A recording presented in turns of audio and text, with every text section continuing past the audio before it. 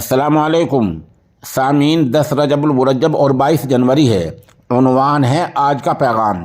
پہلے ہم نامور عالم دین، ممتاز محقق، مفتی الہی بخش اکیڈمی کاندھلہ کے سربراہ حضرت مولانا نور الحسن راشد دامت برکاتہم کا بیان پیش کریں گے۔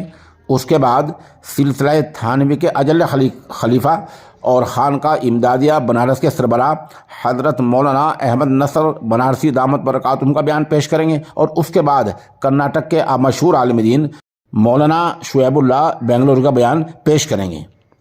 عن ابی ہریرہ رضی اللہ عنہ عن النبی صلی اللہ علیہ وسلم بادروا بالاعمال فتنا كقطع اللیل المظلم یصبح الرجل مؤمنا ویمسی کافرا ویمسی مؤمنا ویصبح کافرا یبیع دینہ بعرض من الدنیا، رواہ مسلم۔ ایک وقت آئے گا کہ انسان صبح کو مومن ہوگا، شام کو کافر ہوگا، پھر صبح کو مومن ہو جائے گا اور شام کو کافر ہو جائے گا۔ اب آپ ان حضرات کے بیانات سن لیں۔ میں نور الحسن راشد کاندھلوی عرض کرتا ہوں کہ میں نے آج دوپہر بھی ایک اپیل کی تھی، لیکن اس کو بھی اور کل والی اپیل کو بھی غلط سمجھا گیا۔ ان دونوں کا مقصد بھیڑ اکٹھا کرنا نہیں تھا، صرف یہ تھا کہ مسلمان مسجدوں میں نماز پڑھیں اور عبادت کریں، کہیں بھیڑ جمع نہ کریں اور کوئی بھی کام خلاف قانون نہ کریں، اور کہیں بھی کسی طرح کی ایسی بات نہ کریں کہ جس سے امن امان خراب ہو اور لوگوں کو پریشانی ہو۔ مولانا احمد نصر بنارسی دامت برکاتہم نے یہ تحریر پیغام بھیجا ہے۔ اللہ تعالیٰ سے دل لگا کر دعاؤں کا بہت ہی اہتمام کریں۔ اللہ تعالیٰ کرم فرما کر پورے ملک میں امن و امان برقرار رکھے اور مسلمانوں کے جان و ایمان کی پوری حفاظت فرمائے۔ عقیدہ توحید و سنت اور ختم نبوت پر جمنے کی توفیق عطا فرمائے۔ احمد نصر بنارسی سجادہ نشین خانقاہ امدادیہ بنارس یوپی آگے لکھتے ہیں، کثرت سے کلمہ شہادت و کلمہ توحید کا ورد کریں اور دعاؤں کا بہت ہی اہتمام کریں۔ ہرگز نہ گھبرائیں، بالکل اطمینان رکھیں، احتیاطی تدابیر ضرور اختیار کریں۔ مثلا بچوں کو گھروں سے باہر نہ نکلنے دیں، ٹی وی سے گریز کریں، اور موبائل بند رکھیں۔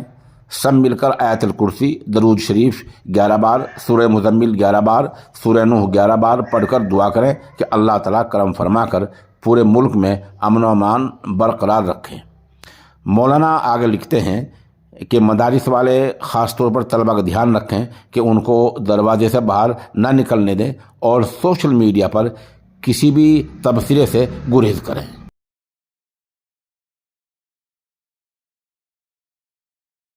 سب کے سب مسجدوں کو آباد کرنے کی فکر کریں۔ ہم میں کا ہر فرد، جوان ہو کہ بوڑھا ہو، سب کے سب بلا کسی استثناء پانچوں کی پانچوں نمازوں میں، فجر میں، ظہر میں، عصر میں، مغرب میں، عشاء میں مسجدوں کی طرف جائیں، نمازوں کا اہتمام کریں، سنن و نوافل کا بھی اہتمام کریں، دعاؤں کا بھی اہتمام کریں، اور ایسا منظر پیش کریں جیسے کہ جمعہ کا ہوتا ہے، بلکہ وہ اس سے بڑھ کر یہ کہ ہم عید کا منظر پیدا کر دیں۔ اللہ نے پوری دنیا کو، زمین کو ہمارے لیے مسجد قرار دیا ہے۔ اللہ کے نبی علیہ السلام نے فرمایا، جعلت لی الارض مسجدا وطہورا۔ ہمارے لیے تو پوری دنیا ہی مسجد ہے۔